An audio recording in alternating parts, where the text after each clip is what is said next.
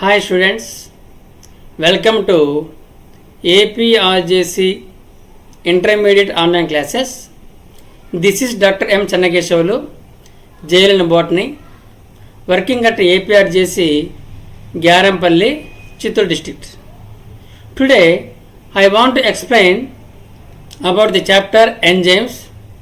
So that is the third chapter of plant physiology in second year botany. Please write down the important points.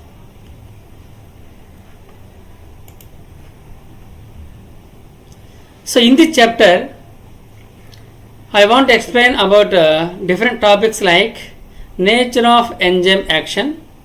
Second one, factors affecting enzyme activity. Third one, classification and nomenclature of enzymes. And fourth one, cofactors. So these are the four important topics present in the chapter enzymes. Today I want to discuss about first two concepts, namely, please write it. A. Nature of enzyme action, and B. Factors affecting enzyme activity. So before going to knowing about the nature of enzyme action, what do you know about enzymes? First of all, anybody can define about enzymes? So enzymes are organic biocatalysts. Enzymes are organic biocatalysts present in living organisms. What is meant by catalyst? Catalyst is a element or substance which can speed up the rate of chemical reaction or which promote the chemical reaction without any change. So the catalyst cannot change in the structure, but it can promote or it increases the rate of chemical reaction. So that substance or element which promote rate of chemical reaction is called as catalyst. For example, iron, Fe, it is used in synthesis of ammonia in Haber process. In Haber process, nitrogen combines with the hydrogen and converted into ammonia. So for the conversion of ammonia, it needs high temperature and high atmospheric pressure. But by using iron catalyst, so only this reaction needs 450 degrees centigrade and 200 atmospheres. So that is the role of a catalyst. So it speeds up the rate of reaction and also it decreases the needs of the reaction. So the catalyst is very useful. For example, platinum also used as a catalyst in conversion of carbon monoxide into carbon dioxide. And KMnO4, potassium permanganate, is also used as a catalyst in hydrolyzing the hydrogen peroxide into water and oxygen. So the H2O2 is dissociated in the presence of KMnO4.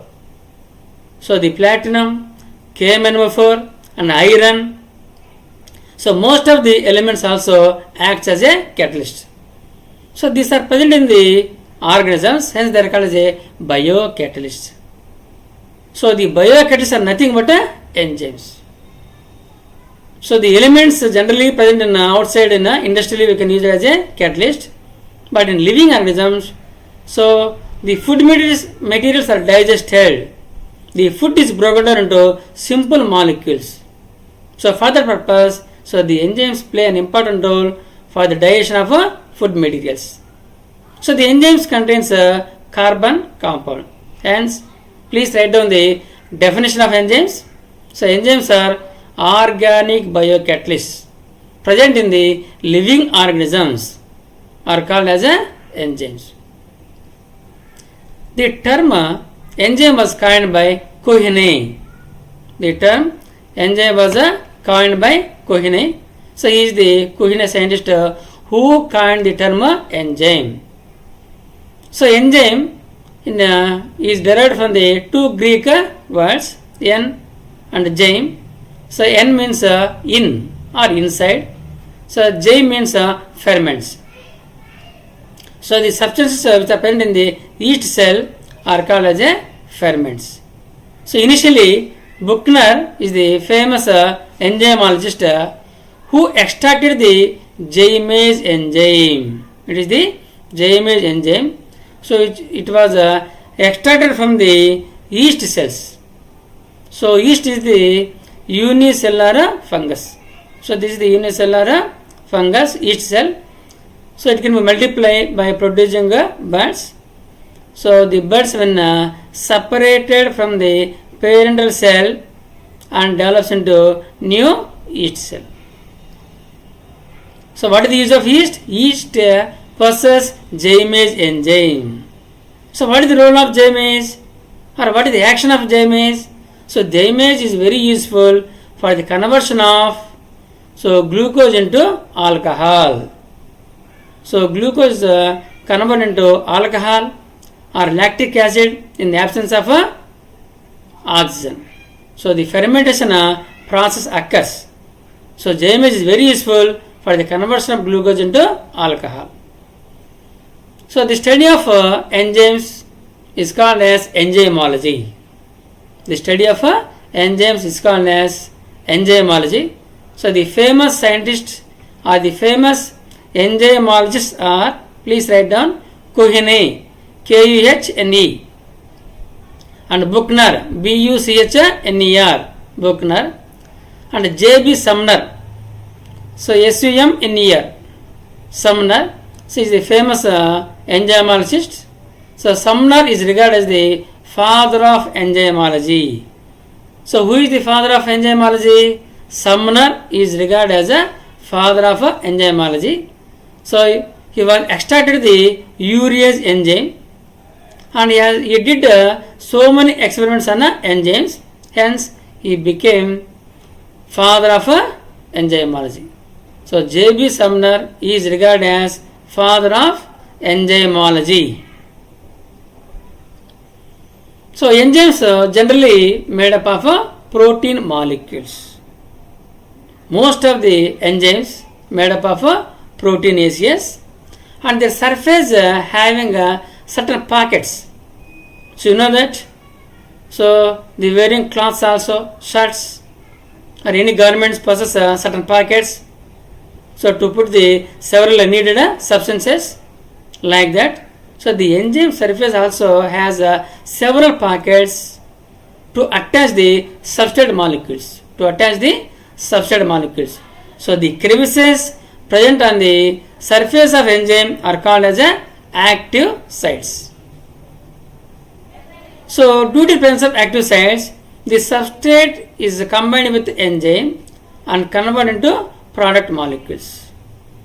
So the reactions have two types: physical change and chemical reactions.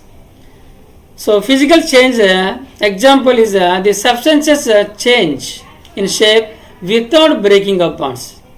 So in physical change, so there is no breakage of bonds. So there is no formation of new bonds also. So one example, so water. So water generally it is available in a liquid state. So it is solidified into ice. So it is a solid state, and water may be evaporated to vapor at a high temperature. So at low temperature, so water is becomes changed into ice, and high temperature water changed into vapor. So both are ice, water and vapor are having water molecules. So there is no change of or breaking of bonds in the water molecule. So the substances change in shape only without breaking bonds. This is called as a physical change. Only the substance can change their state from solid to liquid and liquid to gas state. So that is about the physical change. In physical change of substances, there is no breaking of bonds. Chemical change. So in chemical reactions, so the substrates are converted into products. So in the substrates, the chemical bonds are broken down, and also new bonds are developed inside the substrate molecules by the action of enzymes. So this chemical reaction is a reaction in which the breaking of bonds takes place within the substrate molecules. That is called as a chemical reaction. For example, barium hydroxide combines with sulfuric acid. Please write down the first equation. Barium hydroxide combines with sulfuric acid gives rise to barium sulfate and water. So in barium hydroxide, barium combines with the sulfate ions converted to barium sulfate, and hydroxyl ions combines with the hydrogen and convert to water molecules. So this is the simple chemical equation or chemical reaction. So if you observe in this reaction, the bond present between the barium and hydroxide broken, and also bond present between hydrogen and sulfate ions is also broken.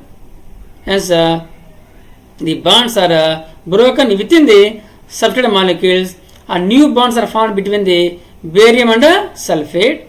Hence barium sulfate is formed, and hydrogen combines with the hydroxyl ions and convert to water. Here, so new bonds are formed. So that is why it is an example of a chemical reaction. So second one is a starch. It is converted to glucose. And third one is a carbon dioxide plus water. So CO2 plus H2O gives rise to H2CO3. What is H2CO3? Carbonic acid. So without enzyme, so 200 molecules of carbonic acid is found from the carbon dioxide and water molecule per 1 hour. So for 1 hour, only 200 molecules of carbonic acid is formed. But if you use an enzyme, carbonic anhydrase, in the presence of enzyme, 6 lakhs of carbonic acid molecules are formed within a second from the CO2 plus H2O. So in the absence of enzyme, only 200 molecules are formed for 1 hour. But in the presence of enzyme, so 6 lakhs molecules of carbonic acid are formed per second only. Please observe. So the importance of enzymes. So the enzymes speed up the rate of reaction and increase the rate of reaction. The substrates are immediately converted to products. So the above said reactions are single step reactions, but in some cycles there are several steps are there. A multi-step reaction is named as metabolic pathway. For example, in respiration, the first step is the glycolysis. In glycolysis, glucose is broken down into 2 molecules of pyruvic acid. In aerobic conditions, glucose is converted to 2 molecules of pyruvic acid. Under anaerobic conditions, in the absence of oxygen, glucose is converted to lactic acid or ethanol. So whatever it may be, so glucose is converted to 2 molecules of pyruvic acid after occurring of a series of 10 reactions.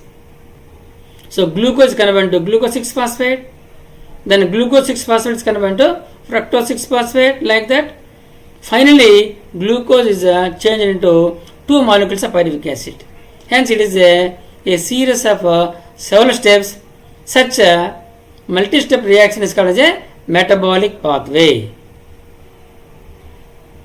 So enzymes are proteinaceous and very active. They have a high turnover number. They have a high efficiency, high activity. So what is meant by TON? Turnover number. TON means enzyme turnover number. Please write down the definition of TON. It is very, very important. The number of substrate molecules converted into products by 1 molecule of enzyme in 1 minute or in unit time is called as enzyme turnover number. I repeat, please write down.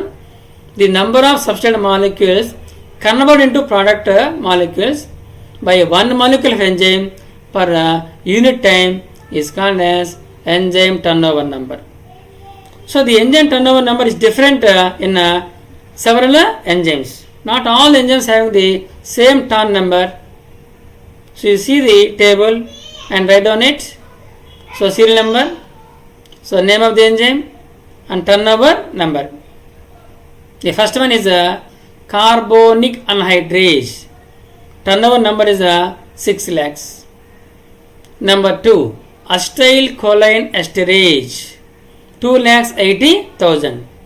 Third one, penicillinase, 2,000 ton. And chymotrypsin has 100 ton. DNA polymerase 1 has 15 turnover number. And lysozyme has only 0.5 turnover number. So these are the several turnover numbers of 6 enzymes. If you observe this table, so the least turnover number present in the enzyme, namely lysozyme, that is the 0.5. Whereas carbonic anhydrase has 6 lakhs turnover number per second.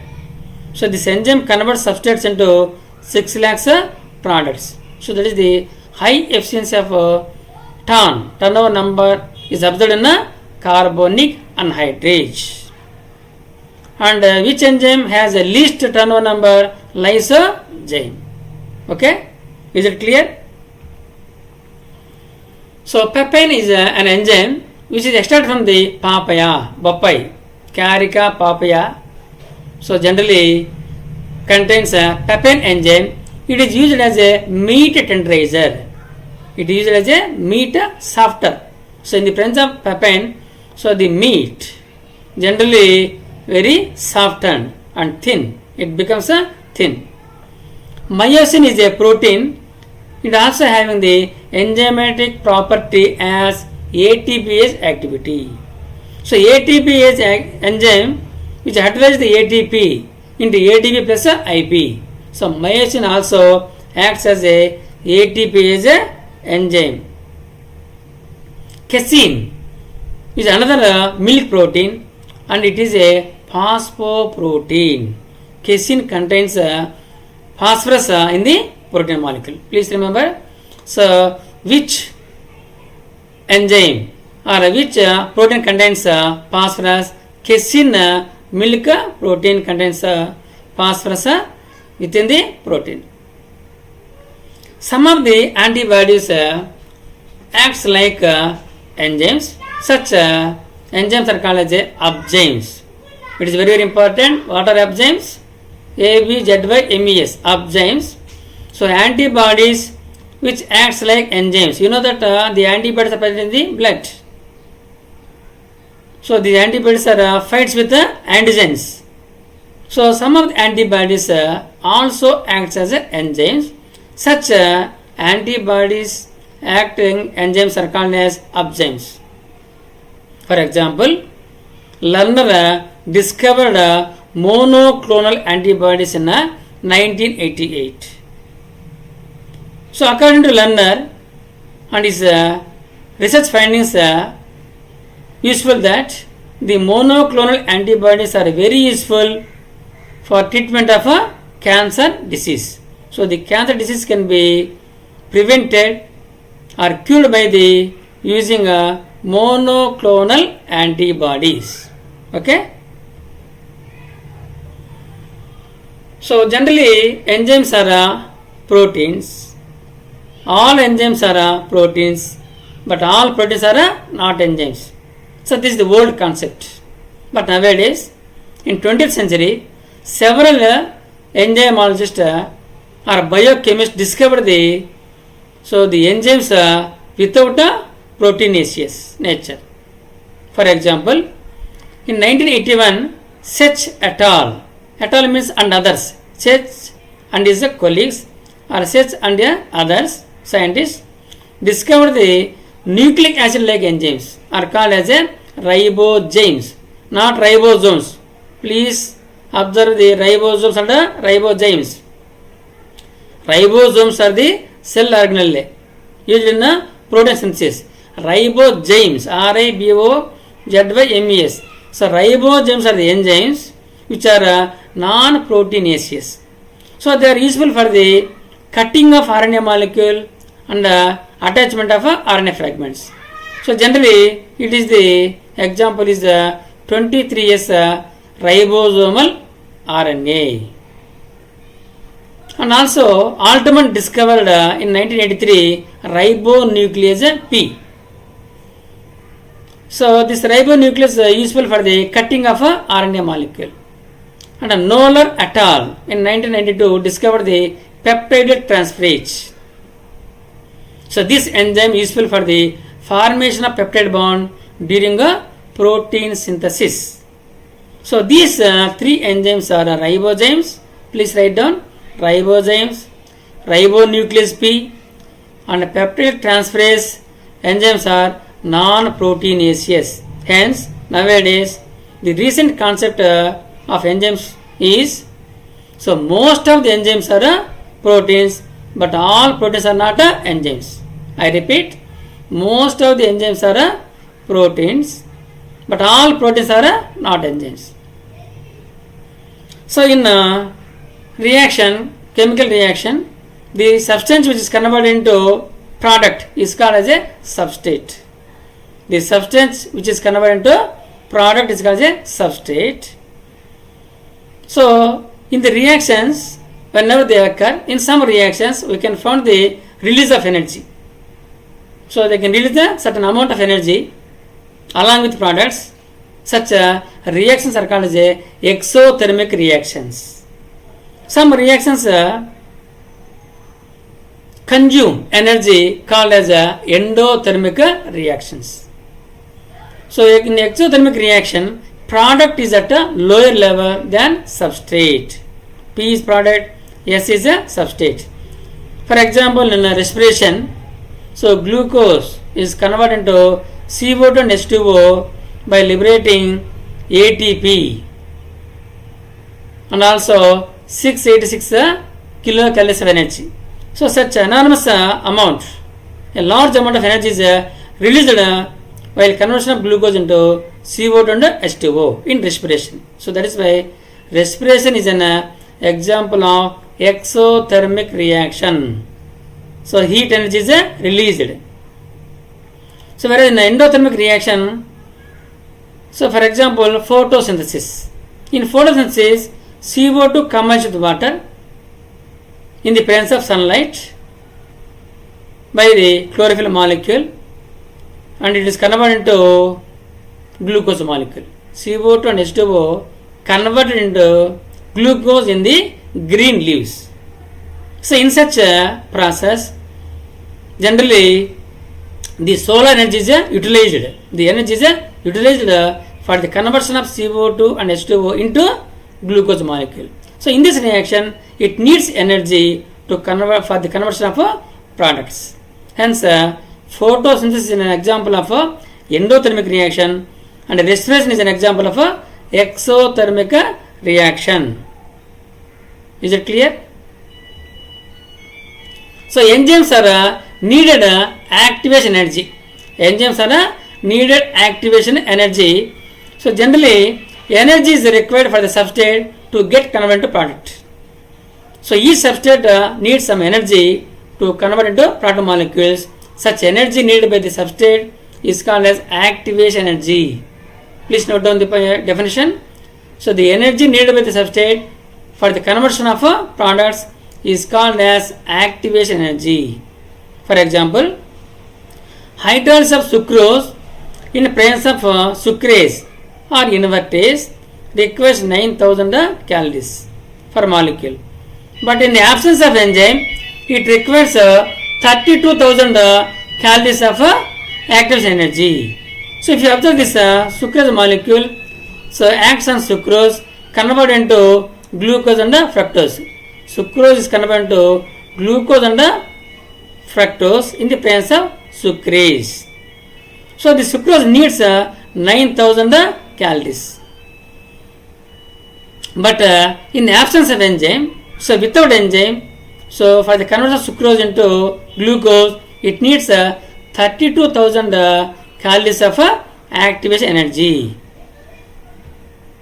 So if you observe this graph, a plot between the substrate and products, so this blue line indicates that so activation energy needed by the substrate in the presence of enzyme. So in the presence of enzyme, so the substrate needs a very low amount of activation energy to convert products. But in the absence of enzymes, without enzymes, the substrate needs more energy. The substrate requires more energy to convert products. Okay, is it clear? So in the presence of enzymes, every substrate requires a low activation energy, or in the absence of enzyme, it requires a more amount of energy. Next, nature of enzyme action. So the important topic, nature of enzyme action. So enzyme combines with substrate, convert into enzyme substrate complex. By the action of enzyme, so the substrate is converted into products, E plus P. So E means enzyme, S means substrate. E combines with the substrate, convert to enzyme substrate complex. Please write down it. E plus S convert to ES complex, then finally convert to enzyme and products. So if you observe the image, so this is the enzyme. So this enzyme having the active sites. This is the substrate. The substrate generally fitted to the active site of the enzyme and form enzyme substrate complex. So this by the action of enzyme, so the substrate is converted to two products. For example, so the substrate is the sucrose molecule. In the presence of or in the enzyme is sucrase. In the presence of sucrase enzyme, the sucrose is fitted to the active site of sucrase, and by the action of sucrase enzyme, so the sucrose is dissociated, broken down into two simple molecules like glucose and fructose. Then enzyme is released. Then enzyme is always comes with corresponding substrates and proceeds enzymatic reaction. So that is about the nature of enzyme action. So enzyme combines with substrate, convert to enzyme substrate complex. Finally, it is converted to enzyme plus a product. If you see this animated diagram, so it is very beautiful. So this rose color is the enzyme shape, and the red color is the substrate molecule. So by the action of enzyme, the substrate is dissociated into two simple molecules. Suppose any drugs is combined with the enzymes, so this drug cannot broken down, cannot digested by the enzyme. So only each enzyme having the responsible action for corresponding substrate only.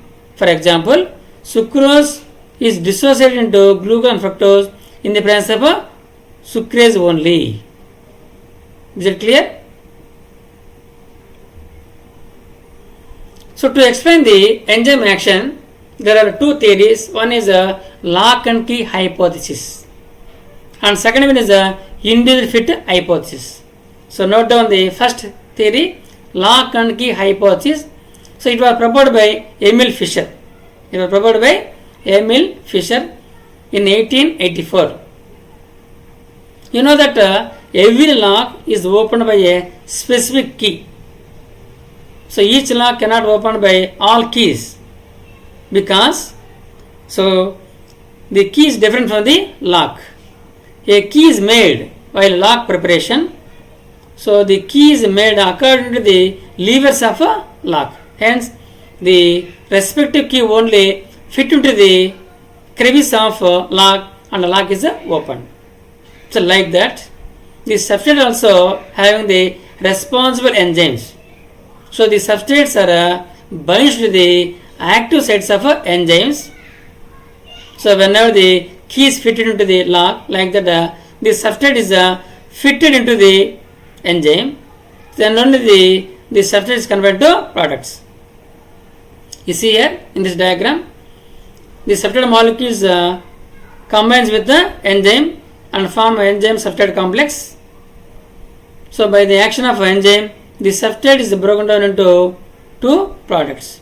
So products are released and enzyme also released at the end of the enzyme reaction. Suppose if you reaction contains two substrate molecules, these two substrate molecules are fitted to the two active sites of the enzyme. So with the help of enzyme and substrate forms enzyme substrate complex, and by the action of enzyme, so the two substrate molecules together form a single product. For example, CO2 and H2O combines with and together in the presence of carbonic anhydrous enzyme and finally produced to carbonic acid.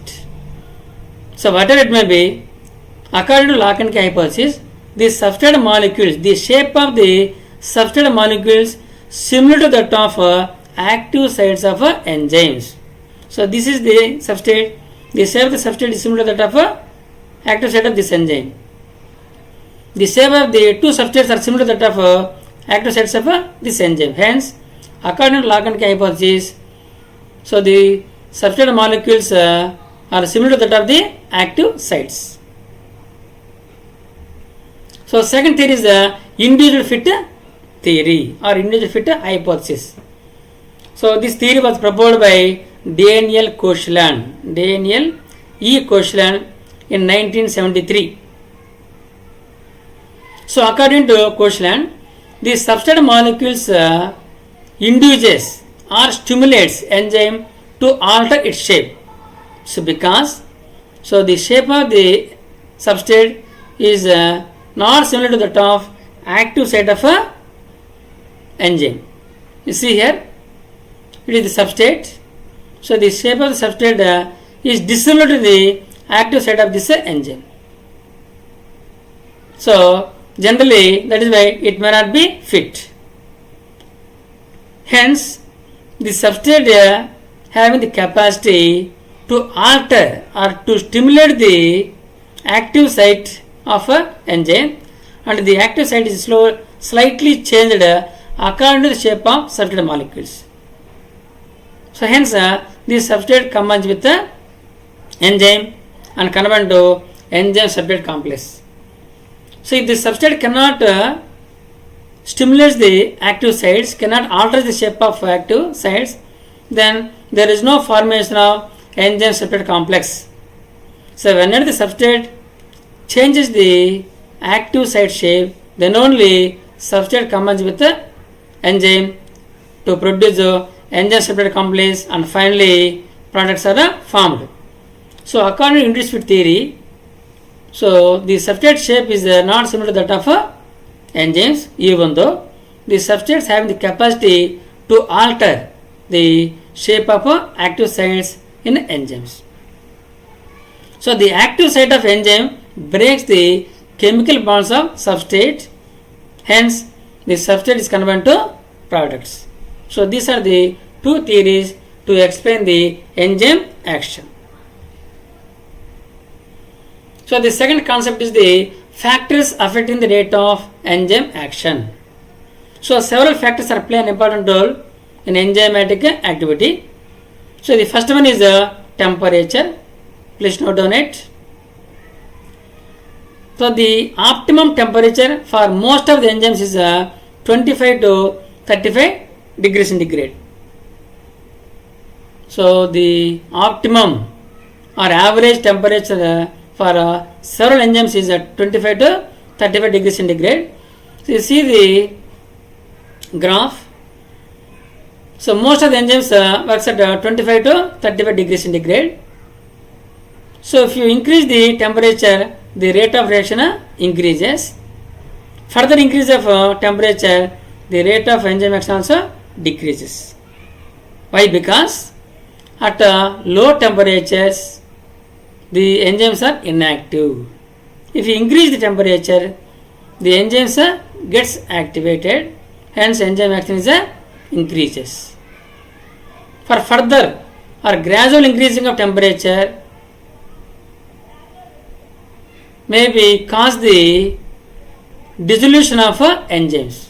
So the enzymes are made up of proteins. So the protein molecules are denatured at a high temperature. Hence the enzyme action generally slow down.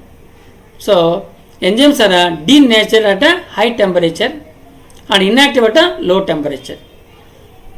But a bacterium, example Thermus aquaticus, please write down. Thermus aquaticus is a bacterium. It grows at 90 degree centigrade temperature. Hence, the enzymes present in the Thermus aquaticus bacteria can also active at 90 degree centigrade. But most of the enzymes are active at 25 to 35 degree centigrade only. Second one is pH. So the pH means presence of hydrogen. So the pH value is also very important in enzymatic action. The optimum pH is 7 to 8. So this is the optimum at in between 7 to 8 the enzyme action is high.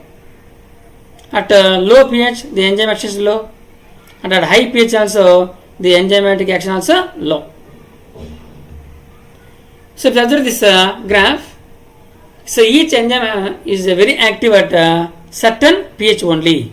For example, please write down pepsin, an enzyme is active at pH 2 only. So pepsin acts on protein molecules. Next, amylase is active at pH 7. So it converts carbohydrates into simple sugars. And trypsin also another enzyme, it is active at pH 8. So each and every enzyme having a specific pH value. At that specific pH only the enzymes are active, and below at a high pH values the enzymes are inactive. Next, third factor is the substrate concentration. So the substrate is the most important factor for the enzymatic action. If the substrate is supplied, substrate is converted to products. If you go on increase the substrate to the reaction, so the substrate is not converted to products. The rate of reaction is decreases. So initially, if you increase the concentration of substrate, the rate of reaction of enzyme is increases. So rate of reaction increases with increase of substrate concentration. Further addition of substrate molecules, the rate of reaction is not increases.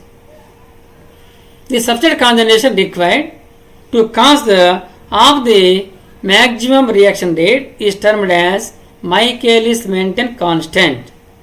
It is very, very important. In 1913, so Michaelis-Menten proposed independently.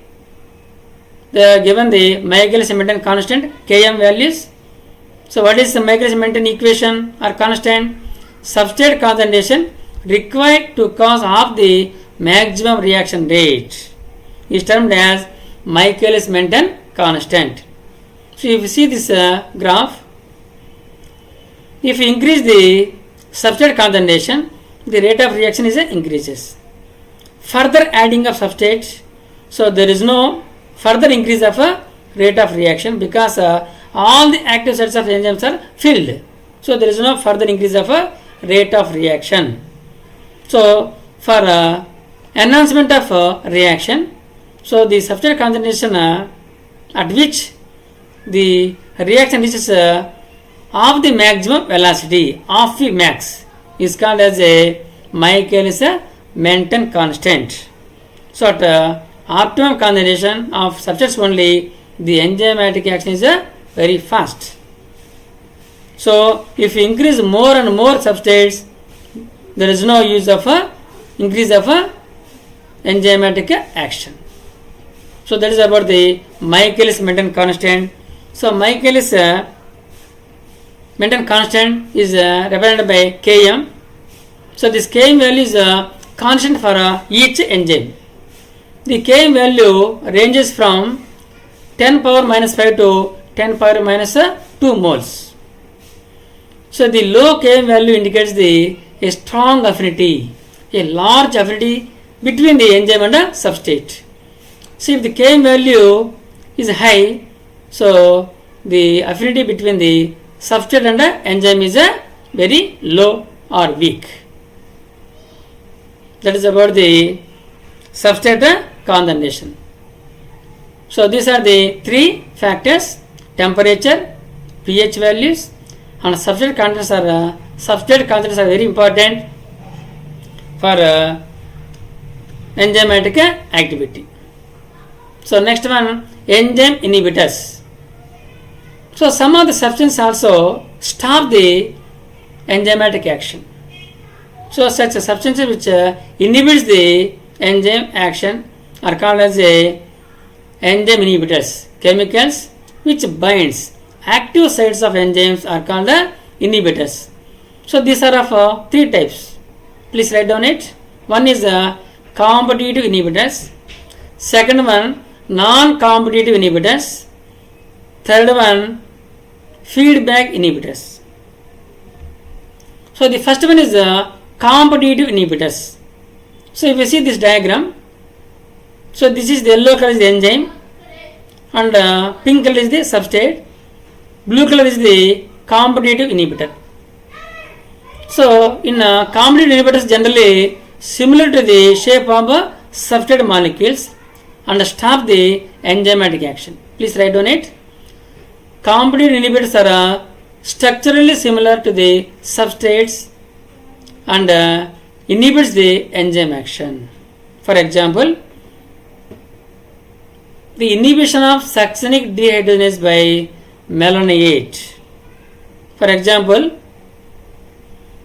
generally the succinic acid is converted into fumaric acid in the presence of succinic dehydrogenase.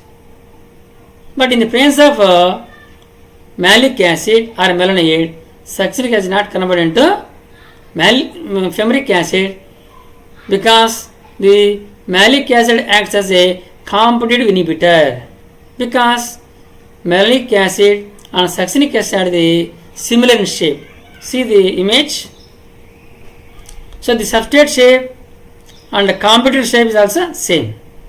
So instead of binding of substrate to the enzyme, so before binding of substrate to the enzyme molecule, the competitor can ready or attached to the active site of enzyme. Hence, there is no space for the attachment of a substrate to the enzyme. So hence the substrate is free from the enzyme molecule.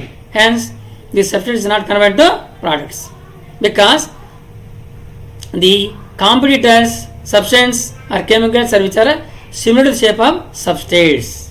So that is why this it is called as a competitive inhibitors. So competitive inhibitors are the substances which are similar to the substrate shapes and stop the enzyme action. Non-competitive inhibitors. So this is the non-competitive inhibitors. So in non-competitive inhibitors, so the substances or inhibitors has no structural similarity with the substrate molecules. So this is the diagram of competitive inhibitors, and this is the diagram of non-competitive inhibition. In a non-competitive inhibition, so the substances attached to the enzyme other than the active sites. Please remember that. I repeat, the inhibitors can attach the enzyme other than the active sites because they have not similar to the shape of substrate molecules.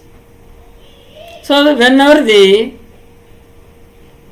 inhibitor attached to the enzyme, non-competitive inhibitor attached to the enzyme, the shape of the active sites can be changed. Hence, these substrate molecules cannot fit into the active sites. So here you observe these two images. In the first image, in competitive inhibition, so the inhibitor resembles that of substrate molecules and stop the enzymatic action. Whereas non-competitive inhibition, so the non-competitive inhibitor changes the active site of or shape of active site of enzyme. Hence, the substrate not fitted into the active site of enzyme. So this is called as a non-competitive inhibitors. So whether they may be competitive or non-competitive, they stop the enzymatic action. That is the most important point. For example, metal ions of copper, silver, mercury acts as a non-competitive inhibitors. Feedback inhibitors. Sometimes, so whenever the reaction takes place, so in the reaction, the substrate is converted into products. So the products are generally utilized by the cell for its reactions, for its energy also. So suppose if the cell is not utilizing the end products, so the end products stop the first step of enzyme action. So that is called as a feedback inhibitors or allosteric inhibitors. So the end products of a pathway inhibits the first step of reaction. For example, pyruvic acid inhibits the hexokinase activity of glycolysis. So you see this diagram. If you imagine it is a glycolytic pathway. So glucose converted to glucose 6-phosphate, glucose 6-phosphate converted to fructose 6-phosphate. After several reactions, it is changed into pyruvic acid. So if the pyruvic acid not enter into the second step of respiration, so this pyruvic acid will come back to the first reaction and stop the action of first enzyme, namely hexokinase. Please note down the point. Hexokinase an enzyme useful for the conversion of glucose into glucose 6-phosphate. But at more concentration of pyruvic acid, the hexokinase activity ceases or loses. Hence, there is no change of glucose into glucose 6-phosphate. Sometimes not only the final end product, certain intermediate products also can stop the previous reactions. So they block the enzymes of the previous reactions and they inactivate the enzymes of previous reactions.